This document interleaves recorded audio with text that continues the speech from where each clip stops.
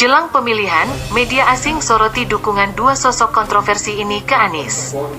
Bisnis.com, Jakarta. Media asing Nikkei Asia menyoroti dukungan Abu Bakar Ba'asyir terhadap calon Presiden 01. Anies Baswedan di pemilihan Presiden 2024, dalam artikel yang berjudul Radical Indonesian Cleric Gives Backing to Presidential Hopeful Anies.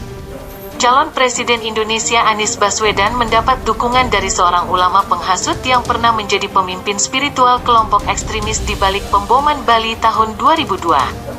Serangan teroris paling mematikan di negara ini, tulis Nikkei Asia. Dalam rekaman audio yang menjadi viral di media sosial bulan ini, Abu Bakar Ba'asyir, yang kini berusia 85 tahun, menggambarkan Anies yang merupakan mantan gubernur Jakarta sebagai kandidat yang akan berusaha memerintah negara ini dengan hukum Islam semaksimal mungkin.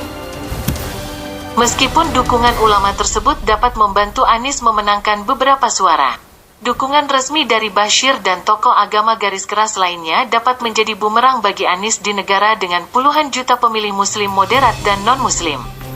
Kata para analis, tulis Nikkei Asia. Deklarasi Abu Bakar Bashir akan berdampak buruk bagi Anies karena semakin memperkuat pandangan masyarakat bahwa Anies adalah bapak politik identitas yang didukung kelompok radikal. Kata Muhammad Taufikur Rahman, peneliti senior Pusat Kajian Radikalisme dan Deradikalisasi, pakar di Jakarta. Bashir mendukung Anies karena ia memandang Anies sebagai calon presiden yang paling mungkin mendukung penerapan hukum syariah dan pembentukan kekhalifahan di Indonesia.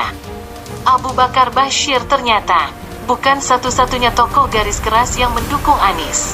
Capres nomor 01 itu juga mendapat dukungan dari Abdul Somad, seorang pengkhotbah yang ditolak masuk ke Singapura pada tahun 2022 karena dianggap mengajarkan ekstremis dan segregasionis. Dukungan dari ulama garis keras berfungsi sebagai pengingat bagi komunitas non-muslim di Indonesia dan muslim moderat mengenai apa yang dilakukan Anies terhadap Ahok pada tahun 2017. Dan akan menghalangi mereka untuk memilih dia, kata Alexander Arifianto, peneliti senior di S. Rajaratnam School of International Studies, RSIS, yang berbasis di Singapura.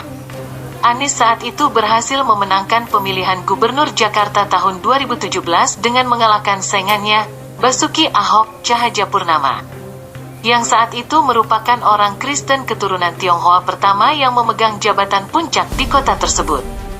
Dukungan terhadap pengkhotbah Islam seperti Abdul Somad dan Gerakan 212 akan lebih berperan dalam meraih suara konservatif dibandingkan dengan Bashir, yang merupakan tokoh yang terpinggirkan karena pandangannya yang ekstrim terhadap Islam, kata Arifianto.